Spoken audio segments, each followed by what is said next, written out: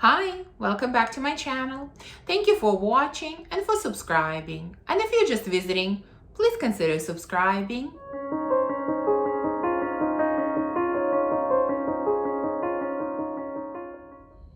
So today I'm going to do another installment in my top 10 rating video of a particular fragrance house.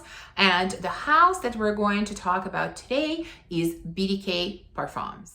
This is a French niche house that I discovered probably a couple of years ago, and I had a chance to try majority of their fragrances, although of course I don't have all of them in full bottles, but I have tried them, I have worn them, and I have formed opinions about them. And so today I'm going to share with you my top 10 list.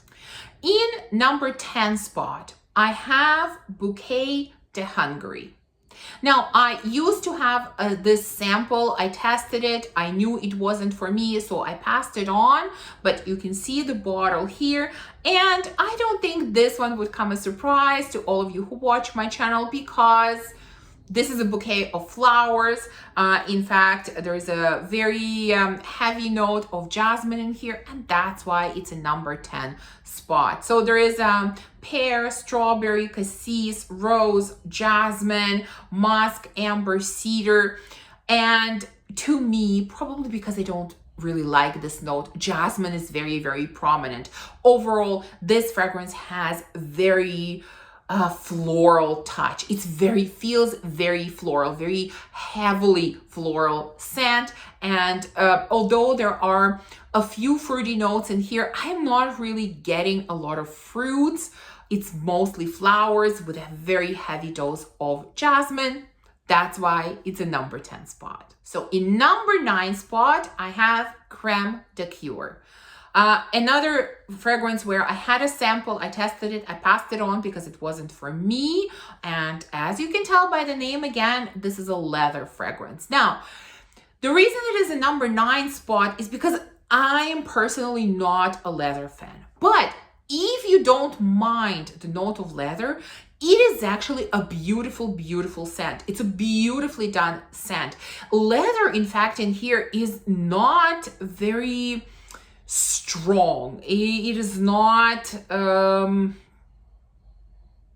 it doesn't feel very masculine. Like leather can often feel masculine to me. It's not sharp type of leather. It's a really nice, smooth type of leather, but still leather is very evident, and that's why it's a number 9 for me. So there are actually a lot of notes in this fragrance in addition to leather, and I'm not even sure if it's leather. Let me look at the notes. It's actually white suede that's in here, but to me it feels a little bit heavier than just suede. It definitely feels leathery, more than suede, like I said.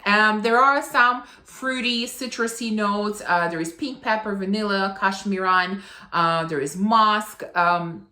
Yeah, maybe all of these notes are here. It's definitely a little bit woody. It is a little bit earthy. It has a bit of citrusy touch, yes, but still leather is a little bit too powerful. But for me, the leather is still a little bit too powerful. But if you don't mind that note, definitely pay attention to this fragrance, because it is really, really nicely put together.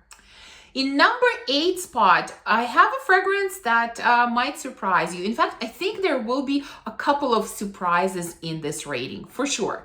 And number 8 is no exception. This is a fragrance that many love, many rave about, but for me, I have tested it and tested it and tested it, and the more I test it, the more I realize that I just don't like it. There is something in it that bothers me tremendously. The fragrance I'm talking about is Gris CHARNEL. I do have a sample of it, and I've had several samples. And you know, by all accounts, I really should like this fragrance. And when I first put it on, I do like it, but the more it stays on the skin, the more bothered I get, the more it starts to annoy me, and I just cannot wait to scrub it off.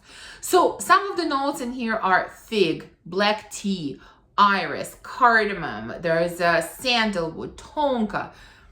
Beautiful notes, but I think for my nose, it's the combination of sandalwood and fig that doesn't work. It just becomes a little bit too creamy or too smooth, and it gets a little bit of pickles vibe, you know, which both fig and sandalwood sometimes do to my nose. I kind of pick up a little bit of pickle vibe from both of these notes, and because they're both mixed together, the more it sits on my skin, the more I get that, and I find it quite annoying. The fragrance just annoys me as I wear it. So for me, unfortunately, Gris CHARNEL is not one of the favorites, and that's why it ended up in number 8 spot. In number 7 spot, I have Wood Jasmine. And this is a fragrance where I think the name is deceiving, because Wood Jasmine, you would think that this is mostly about jasmine. And although jasmine is one of the notes, I don't think it's really about jasmine. Now, what are some other notes in here? So there is plum and pear. There is, like I said, jasmine. There is rose. There is incense, vanilla, labdanum, patchouli, a few other notes. And, you know, florals are mildly here, but this fragrance is really not so much about florals. It is more kind of woody, earthy, and slightly smoky type of scent. Not in an overpowering way, in a very pleasant way, but it's very earthy. I think if I had to describe it by one word, I would call it earthy. And it's a little bit too earthy for me. There isn't enough sweetness here for me. There aren't enough other nuances in here for me. A bit too earthy, too woody. That's why it's a number 7 spot. It's not the worst, but it's not the best. It's kind of in the middle for me. In number 6 spot, I have Celle d'Argent. If I'm pronouncing it correctly, this comes from their blue line. And this is a fragrance that I thought I really, really loved the first time that I tested it, or rather when I first applied it to my skin. I tested it during the summer when I really tend to gravitate a lot towards kind of a fresher citrusy scents, and I was in search of a new citrusy scent, and I really initially thought that it was a winner. It has this beautiful, fresh, zesty, bright opening.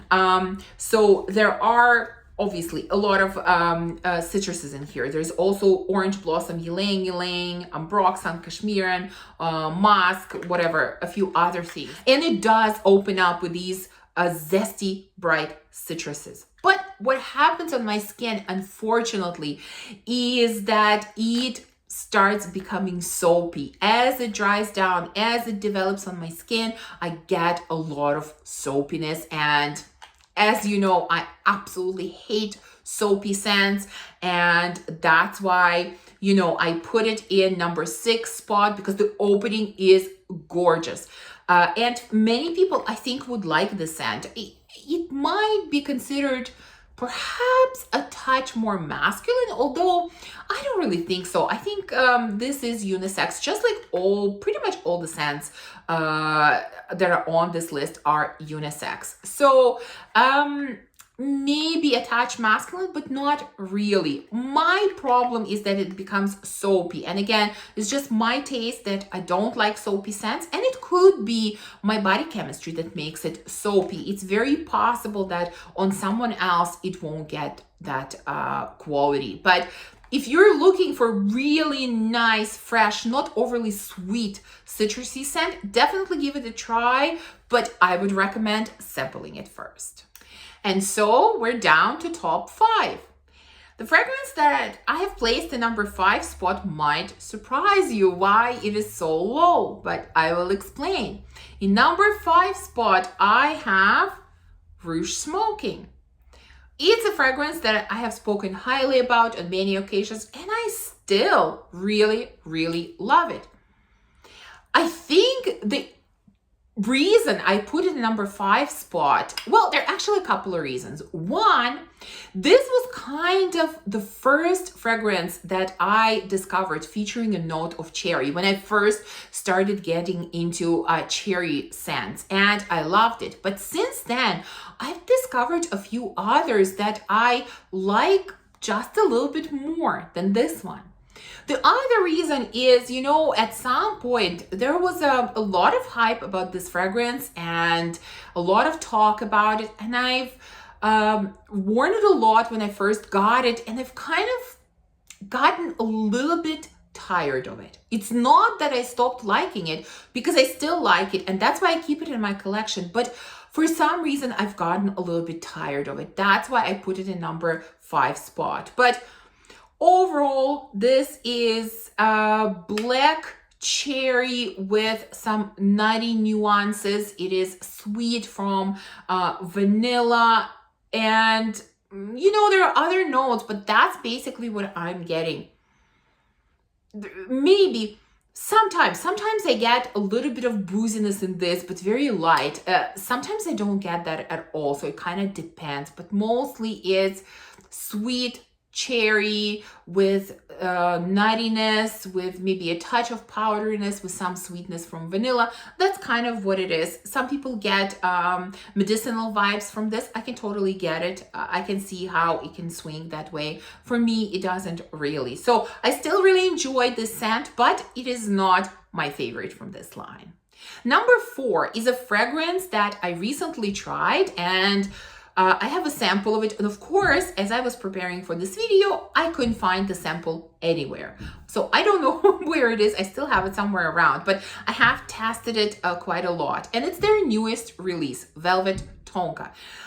You know, when it first came out, I was so tempted to blind buy it. It just sounded absolutely amazing. But, you know, as the original reviews started coming in, it was kind of, the reviews were up and down. Many people were complaining about the performance of the fragrance. Some were saying it's not as great as it sounds. So I decided to wait and get a sample first. And, you know, you can see that it's a number 4 spot, meaning that I quite like it a lot. Again, it's not my favorite from the range, but it's a really nice scent. So this scent has almond, it has orange blossom, it has tobacco, it has rose, it has amberwood, vanilla, amorous. And in the opening, this scent is quite powdery. I think many people have said that, and I have had a similar experience with it. It is powdery. Almond is there and vanilla is there. It is quite sweet. The reason I put it in number 4 spot, the main reason is that the more it sits on the skin, the more I lose the element of sweetness. To me, it kind of becomes, towards the end of this fragrance, it becomes more of a bitter almond. I really lose all the powderiness and all the sweetness, and I'm at the end left with a bitter almond. You know, again, I've heard some reviews saying that this fragrance is quite sweet. It is not so sweet on me. At the beginning, yes, there is some sweetness there, but like I said, the more it sits on the skin, the more sweetness disappears. That's why I put it in number 4 spot. But the opening stages and the early stages of this fragrance, I really enjoy. The performance, well, yeah, it is what most people have said. It's not the best. It's not the worst performance ever, but it's not the best. You definitely have to overspray, and even with that, you know, it doesn't have the best longevity or the best projection, but it is also not the worst. I just wish that on me, it stayed sweet until the end. Now we're down to top 3, and number 3 scent, I think, is going to really surprise you and maybe shock you. In number 3 spot, I have Tubereuse Imperiale. Let me say it again, Tubereuse Imperiale. Yes, I put a tuberose scent in number 3 spot. I have no idea what is going on, what is happening. I have been gravitating more towards tuberose. I have been loving tuberose scents more They're still challenging for me. It has to be a special kind of tuberose, but I really, really like this one. In fact, I like it so much that I am considering buying a full bottle. I mean, I've never purchased a full bottle of tuberose centric scent, but I'm definitely considering this one. This is probably the prettiest tuberose that I have smelled. So what else is in here? Well, there are a lot of notes. There is ylang ylang, jasmine, there is geranium, there is iris, vanilla, benzoin, sandalwood, incense, patchouli, cypress. Okay, a lot of things in here. And maybe it's all of those things that kind of tone down or balance out the tuberose. It also almost verges on being gourmand. Like, it has really sweet gourmandish elements. I wouldn't exactly call it a gourmand, but it definitely kind of comes close to that gourmand line, which is probably why I like it. The tuberose, although it is prominent, it is at the forefront, you can't deny that this is a tuberose scent, but it's I find it a very fluffy, sweet type of tuberose. Not quite bubblegummy, but sweet, fluffy tuberose. That's how I would describe it. All the other elements really play supporting part. They really all mix together. They're all there, but I can't really pick them out individually. But it's a beautiful, beautiful tuberose. I can't believe I'm saying that about a tuberose, but it is beautiful. I am seriously considering getting a full bottle. That's how much I like it. And so for those of you that have watched me even for a short period of time, I don't think top 2 would come as a surprise. In number 2 spot, I have SOIR.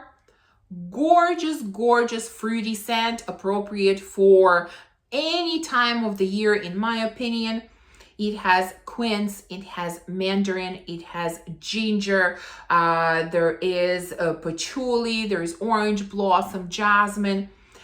Not really floral. This is not really floral. I get no floral elements to this at all. This is definitely fruity, juicy, sweet quince with a zing, I would say. I think it's the ginger that adds that zing, and then mandarin orange adds even more kind of brightness and sweetness to this. And there is probably a little bit of patchouli adding a touch of earthiness. Overall, such a gorgeous, juicy, sweet scent. And number 1, again, should come as no surprise. This is TABAC Rose. This is an amazing, amazing scent. So complex, so interesting, at least on me. This is a fragrance that goes through some amazing development stages. I often say it's like I have 2 different fragrances in one. When I first spray it on, I get plum, I get patchouli, and I get a little bit of tobacco, maybe with a touch of pepper, just a touch. As it starts drying down, things change drastically. This is when the rose comes in. This is when the chocolate comes in. This is when that plum and that pepper really go away completely. Tobacco goes very much in the background together with the patchouli, and it's this chocolate dipped rose that's at the forefront. So gorgeous, so interesting. To me, this is one of the most interesting scents because of the way that it develops on my skin. I don't know if that's the case with everyone, depends on body chemistry and how you perceive scents, but I'm just trying to tell you how it is on me. On me, it's outstanding, it's interesting, it's complex, it's just out of this world. One of my most interesting scents. And so when I was thinking about this list, I knew immediately that TABAC Rose would be number 1. So here's my list of top 10 BDK fragrances. I would love to know if you have tried anything from this house and what is your number 1. I hope you enjoyed this video, and if you did, please remember to give me a thumbs up and subscribe, and I will see you soon in the next video. Bye!